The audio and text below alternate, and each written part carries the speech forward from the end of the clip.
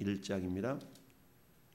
구약성경 1290페이지 미가서 1장 1절에서 7절, 미가서 1장 1절에서 7절 교독하겠습니다. 자세 마면합시다. 아멘.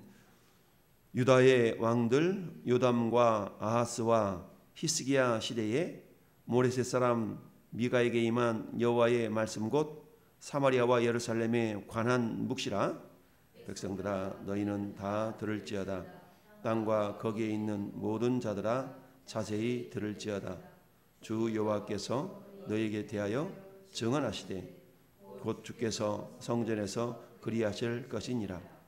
여호와께서 그의 처소에서 나오시고 강림하사 땅의 높은 곳을 밟으실 것이라.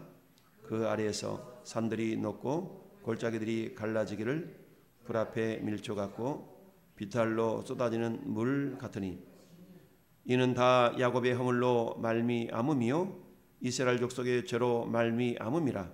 야곱의 허물이 무엇이냐? 사마리아가 아니냐? 유다의 산당이 무엇이냐? 예루살렘이 아니냐? 이러므로 내가 사마리아를 들의 무더기 같게 하고 포도심을 동산 같게 하며 또 그 돌들을 골짜기에 쏟아내리고 그 기초를 드러내며 그 새긴 우상들은 다 부서지고 그 음행의 값은 다 불살라지며 내가 그 목상들을 다 깨뜨리니 그가 기생의 값으로 모았은즉 그것이 기생의 값으로 돌아가리라. 아멘. 할렐루야. 10월 첫날입니다. 우리 하나님 앞에 나의 첫 시간을 드린다는 것은 우리의 사랑의 고백이요 믿음의 고백이 아니할 수가 없습니다. 내 소산의 처음 익은 열매로 여호와를 공경하라. 그리하면 내 창고와 포도주 틀의 포도즙이 차고 넘치리라.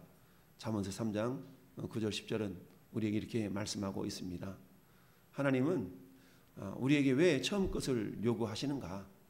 그것은 하나님 이스라엘 백성들을 저 이집트 땅에서 구원해 내실 때에 애굽의 처음 난 것들을 다 징계하시고 다 죽이시면서 이스라엘을 구원해 내셨죠. 그렇기 때문에 이스라엘 백성들로 하여금 그 은혜를 잊지 않도록 하시기 위하여서 처음 것을 하나님 앞에 드리기를 원하신다. 하나님이 없어서 달라고 하시거나 그러는 것이 아니라 늘 우리로 하여금 하나님의 구원의 은혜를 잊지 않도록 하시게 합니다. 그럼에도 불구하고 하나님은 결코 우리를 공것으로 받지 아니하시고 반드시 심은 대로 행한 대로 일을 한 대로 보응하시는 하나님이심을 성경은 말씀하고 있습니다. 자, 우리가 어제까지는 에스더서를 묵상해 보았고요. 오늘은 미가서를 묵상하는데요. 자, 미가는 누가 여호와와 같으리요, 누가 여호와와 같으리요 라는 이름의 뜻을 가진 남유다에서 사역했던 선지자죠. 이 미가 선지자는 이사야 선지자 또는 북쪽 호세아 선지자 이런 선지자들과 거의 비슷한 시기에 사역했던 선지자입니다. 남쪽 유다에서 사역했지만 그러나 남과 북을 향하여서 예언했던 그런 선지자죠. 오늘 1절은 시대적인 배경을 말씀하고 있습니다. 유다의 왕들 요담, 아하스, 히스기야 시대에 라고 말씀하고 있죠. 요담은 남유다의 11번째 왕이고요. 아하스는 12번째, 히스기야는 13번째 남쪽 유다의 왕이죠. 남쪽 유다는 모두 21명의 왕이 재위하게 되죠. 통치하게 되죠. 그런데 우리가 특별히 기억해야 될 것은 히스기야 왕 시대를 기억해야 됩니다. 히스기야 왕 시대에 북쪽 이스라엘은 호세아라는 그런 왕이 다스리던 시대였습니다. 히스기야 왕 7년에 북쪽 호세아 왕 때에 결국 북쪽 아스르 제국에 의해서 이스라엘이 멸망당하던 그런 시기가 히스기야 왕 시대입니다. 그러니까 히스기야 왕 그 시대는 굉장히 어떤 국제 정세적으로 볼 때도 굉장히 격변기에 해당되는 그런 시기였죠. 아스르 제국이 굉장히 맹위를 떨치면서 이 유다까지 이스라엘까지 정복을 하는 그런 시기가 히스기야 왕 시기입니다. 그러니까 그 아버지 할아버지 시대였던 요담, 아하스, 이 시대는 한마디로 말하면 하나님의 징계, 하나님의 심판이 왜 북쪽 이스라엘과 남쪽 유다에게 임할 수밖에 없는가에 대한 그런 이야기를 오늘 배경을 말씀을 하고 있거든요. 특별히 1절 하반절은 이렇게 말씀하고 있어요. 여호와의 말씀은 곧 사마리아와 예루살렘에 관한 묵시라.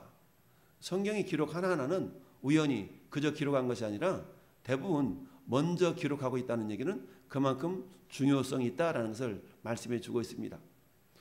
하나님의 정통성이, 즉 예수 그리스도의 정통성은 북쪽 이스라엘이 아니라 남쪽 유다 왕국을 통하여서 이루어져 내려온 것을 우리는 알 수 있습니다. 그럼에도 불구하고 오늘 말씀에 사마리아와 예루살렘, 예루살렘과 사마리아라고 그러지 아니하고 사마리아와 예루살렘이라고 성경이 기록하고 있는데요. 이것은 하나님께서 북쪽 이스라엘을 멸할 수밖에 없었던 그런 원인을 암시하고 있는 그런 기록인 겁니다. 즉 사마리아와 예루살렘에 관한 묵시라라고 말씀하면서 이어서 야곱의 허물, 이스라엘의 죄라고 표현을 하고 있죠. 5절 말씀에는 이는 다 야곱의 허물로 말미암음이요 이스라엘 족속의 죄로 말미암음이니라 라고 말씀합니다. 야곱의 허물이 무엇이냐? 사마리아가 아니냐? 유다의 산당이 무엇이냐? 예루살렘이 아니냐? 즉 야곱의 허물, 이스라엘의 죄라고 말하고 있는데요. 이 야곱의 허물은 특별히 북이스라엘의 죄악을 말씀하고 있고요. 이 이스라엘, 남쪽 이스라엘을 또는 유다 산당이 무엇이냐라고 말씀하고 있죠. 즉 하나님께서 이스라엘 백성들을 멸망의 길로 하나님 허락하실 수밖에 없었던 몇 가지 이유가 있는 것을 보게 됩니다. 그 첫 번째는 하나님의 말씀을 외면했다는 겁니다. 오늘 2절 말씀은 이렇게 얘기하고 있어요. 백성들아 너희는 다 들을지어다. 여러분 다 속에는 남녀노소를 막론하고 빈부귀천을 막론하고 지위 고하를 막론하고 모든 사람을 말씀하고 있습니다. 오늘날로 말하면 젖 먹는 어린아이로부터 그야말로 늙음하게 있는 오늘 내일 주님 불러가실 그 영혼에 이르기까지 모든 사람을 말하는 겁니다. 교회로 말하면 뭐예요? 유아부, 유치부로부터 노년부에 이르기까지 장년부에 이르기까지 모든 성도를 향해서 하신 말씀이죠. 야 우리 애기는 저 어리니까 저기 가서 저 옆방 가서 놀아라 그래. 그게 아니라 우리가 목장 예배를 드릴 때라 할지라도 그 어린아이들 할지라도 엄마 곁에 앉혀서 말씀을 듣게 할 수 있어야 됩니다. 그런데 대부분 어른들의 모임 속에는 애들은 가라 이런 경우가 많이 있는데 그것은 성경적이지 못하다라는 것을 말씀하죠. 그래서 우리가 숨을 쉬는 모든 심령들은 하나님의 말씀을 들을 필요가 있다. 비록 아이들이 알아듣든지 알아듣지 못하든지 너는 말씀을 전파라고 말씀하셨던 것처럼 에스겔 선지자를 통해 하나님이 하셨던 말씀이 동일하게 오늘날에도 우리에게 적용이 됩니다. 2절에 그렇게 말씀하죠. 백성들아 너희는 다 들을지어다. 땅과 거기에 있는 모든 것들아 자세히 들을지어다. 모든 것에는 모든 피조물을 말씀하죠. 사람뿐만 아니라 모든 피조물들도 뭐예요? 하나님의 말씀을 들을지어다. 여러분 간혹가다 간증하시는 분들 가운데 이런 이야기를 하는 경우가 있습니다. 내가 주님의 은혜를 경험하고 길을 가는데 가로수들이 나한테 노래를 하지 뭐야. 야 꽃들이 입을 벌려서 하나님을 찬양하는데 얼마나 아름다운지. 이런 소리들을 우리는 간혹 간증을 통하여 듣게 됩니다. 그게 사실이죠. 살아있는 모든 피조물들이 하나님을 찬양하도록 하기 위해서 만물이 지음을 받았지 않습니까? 그러다 보니까 우리 영적으로 하나님을 깊이 경험하고 성령 은혜를 체험하다 보면 만물이 하나님을 찬양하는 것 같은 그런 것들을 우리가 익히 경험을 하게 되죠. 그러면서 모든 것들아 자세히 들을지어다.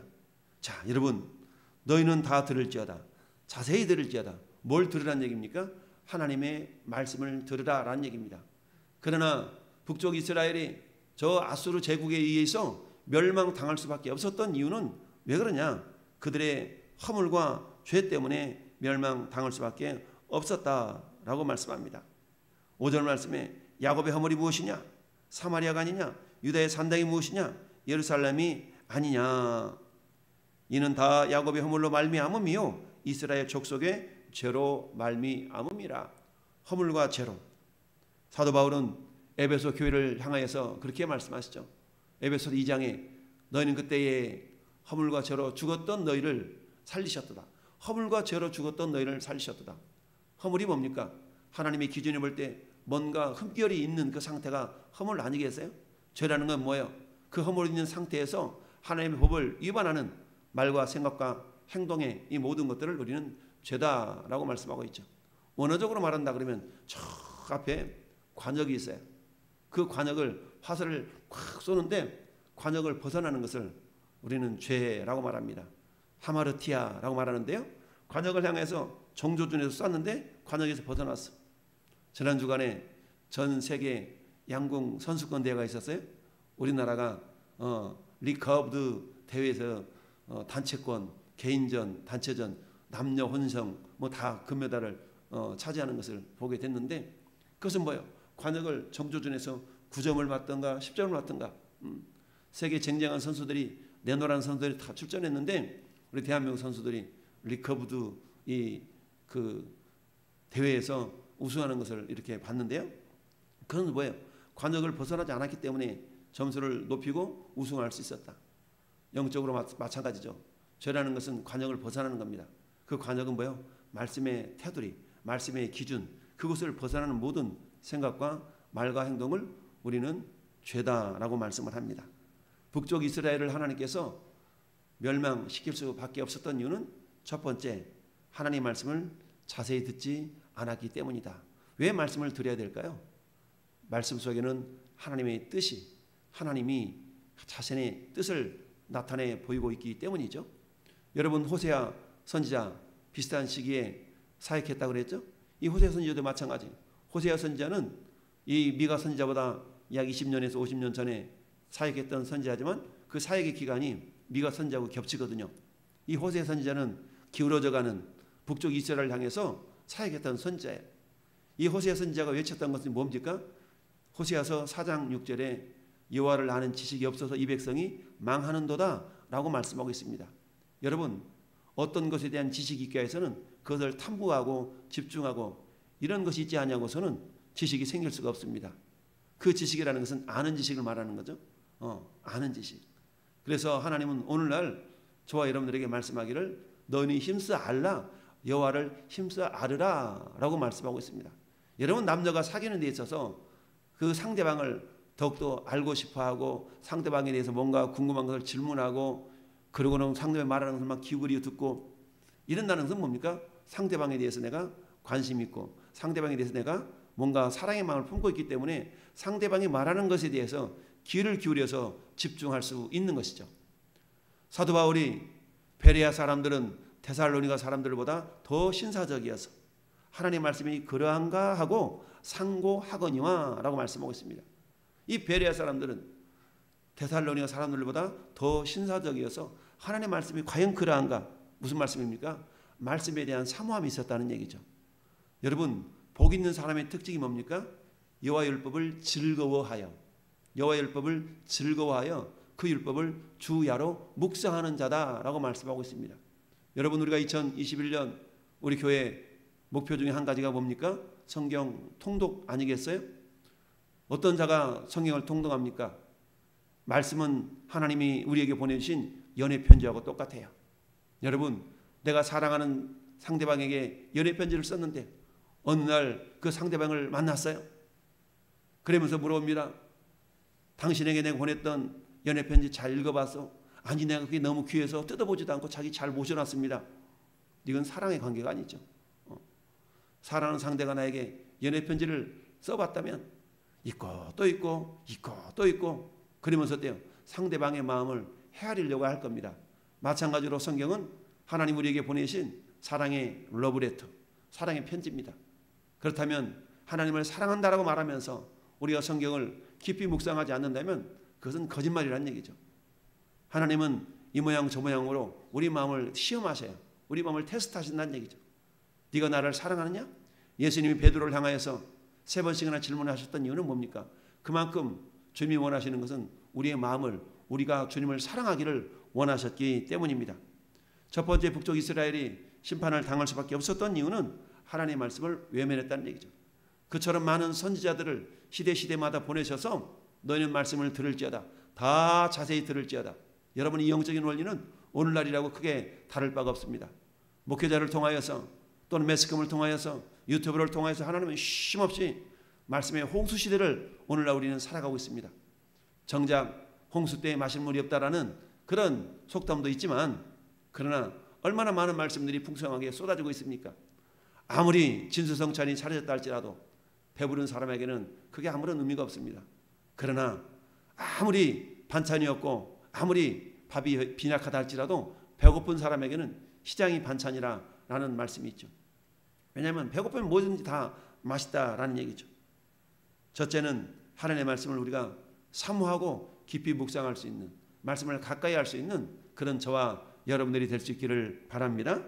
두 번째는 뭡니까? 두 번째는 허물과 죄를 그치라라는 얘기죠. 허물과 죄를 그치기 위해서는 어떻게?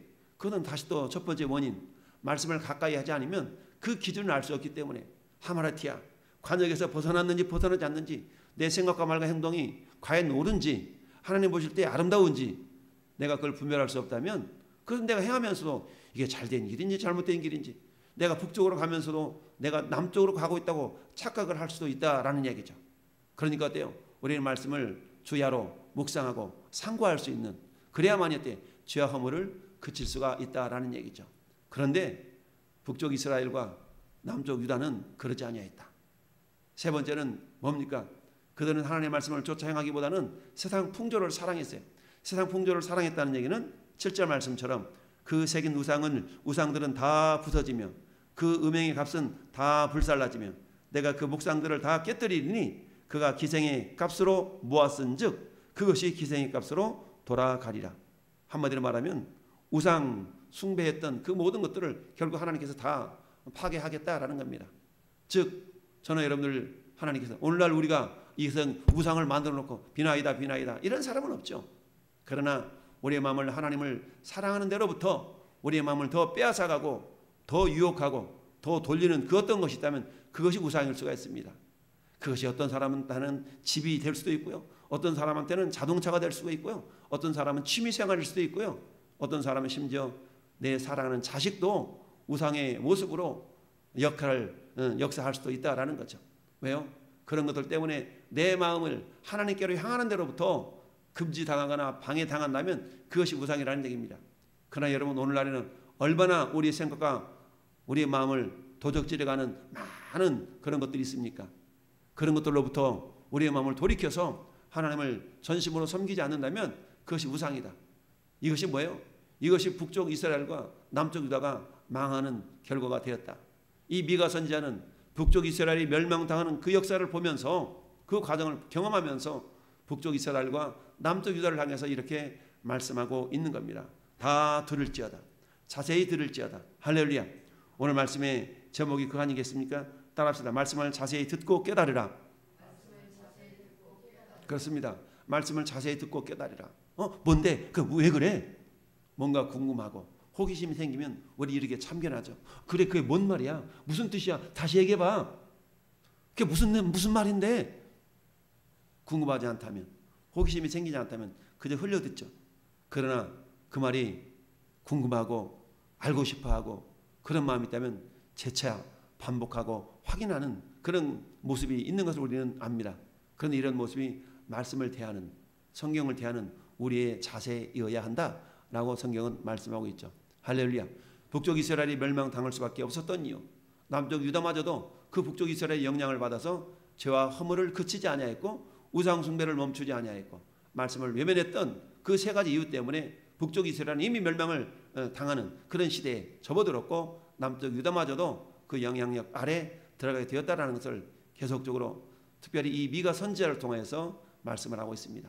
하나님의 공의로움, 하나님은 생명 줄 자에게 생명 주시고 사망 줄 자에게 사망을 주시는 것이 하나님의 공의다라고 말씀드렸죠. 하나님은 사랑의 하나님이시지만 공의의 하나님이시다. 오늘 하루도, 아니 10월 첫날을 여는 이 복된 날에 저희 여러분 마음 가운데 정말 주님의 말씀을 사모하는 마음이 좀 생겼으면 좋겠다. 할렐루야. 그래서 성경 통독을 통하여서 하나님 뜻을 제대로 분별하고 우리가 하나님을 기쁘시게 할 때에, 그렇잖아요. 우리가 할머니 할아버지들이 손주를 향해서 너무 즐거우면 쌈짓돈이 다 나오잖아요. 그런 것 같은 이치 아니겠어요? 하나님 뭔가 주고 싶어 하시는데, 그러나 우리가 그 받을 만한 그릇이 되지 않는다면 하나님은 그것은 귀하기 때문에 우리가 받을 수가 없습니다. 10월 한 달 동안에 주님이 주시는 풍성한 은혜가 저와 여러분 삶을 통해서 충만히 임할 수 있도록 우리가 말씀을 사모하는 그런 10월 한 달이 되기를 예수님의 이름으로 축원을 드립니다.